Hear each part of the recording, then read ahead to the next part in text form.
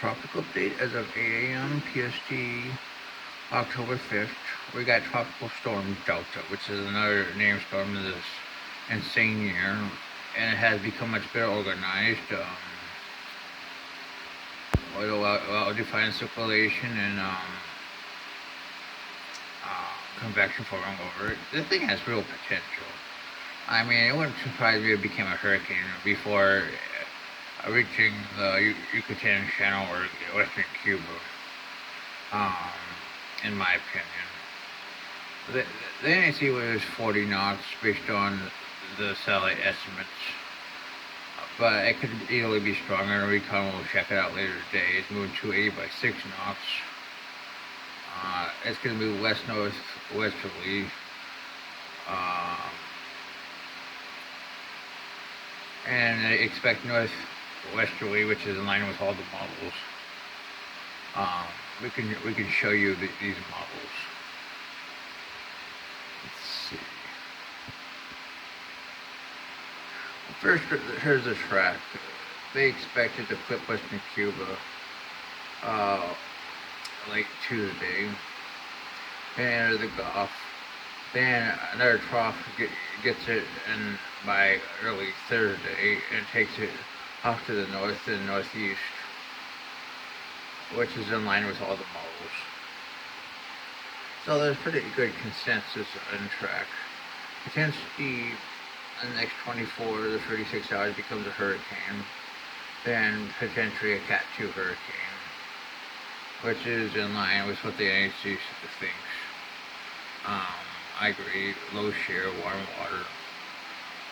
There's no reason to think this thing won't be a very strong storm when it hits the United States. Could be stronger. Another thing it does is as it moves upwards, it's going to force gamma into the Yucatan Peninsula in about 48 to 72 hours. And then when it heads to the north, it pulls the gamma upwards to the north, which is going to be interesting to see. Recon for gamma showed it's still a tropical storm. They were 40 knots, based on the SRF of 40 knots. It's under very strong shear. It's really a exposed remnant, pretty much, but still a tropical storm. Expected to still be a tropical storm. The NHC says make landfall and become post-tropical. But if it lasts the landfall, I could easily see this thing re-strengthening based on the fact that it will be going with the shear later on in the forecast period. So don't count gamma completely out in the long term. And here's the track. It takes it inland of Yucatan and then northward towards Louisiana. Look at the GFS neighbors. I mean, it re-strengthens it. It wants to re-strengthen it potentially down to 990, 980 range. Literally pretty good consensus towards Louisiana. A lot of the intensity models also want to re-strengthen it. So I wouldn't totally count this system out, but for the next 48 to 72 hours, I mean, it will be weakening and will be under intense shear. But if I was forecasting, I would forecast it to remain a tropical storm in the long term, just as a precaution. Now we're going to look at what's left of Murray, which is clearly weakening, down to 50 knots or 60 miles per hour, and I expect to become a remnant low in the next 36 hours. Let's take a look at it. Yeah, it'll be pretty much a remnant low anyway. Strong shear, cold water, and this will continue.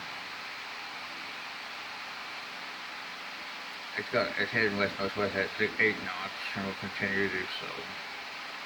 Um, that's pretty much what we have on Marie. Next, we're gonna look at NFS 95E, which is in our system. That is 70-80. Probably will be coming off a cyclone in the next 24 hours. All I had to define out was the convection.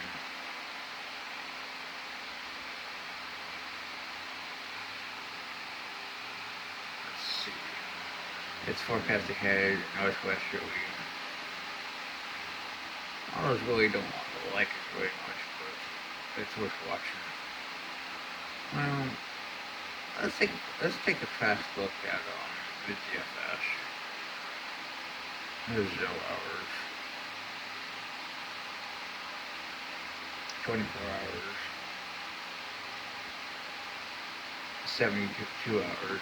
Clearly, at 72 hours you have delta and you have gamma. 96 hours, 120 hours. Here's CMC. Let's go back to 36.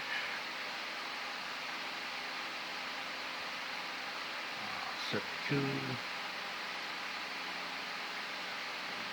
Clearly, based on the globals, it doesn't like gamma as much, but the hurricane model and enablers disagree with this idea.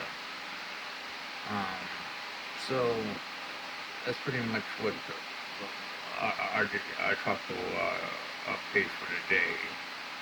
There's another system here that has a small chance of development, and another system back here. This one has a 10%. Let's take a look at the Atlantic. Really little tiny spin up here, but our main show in town is Delta. So that's your tropical update.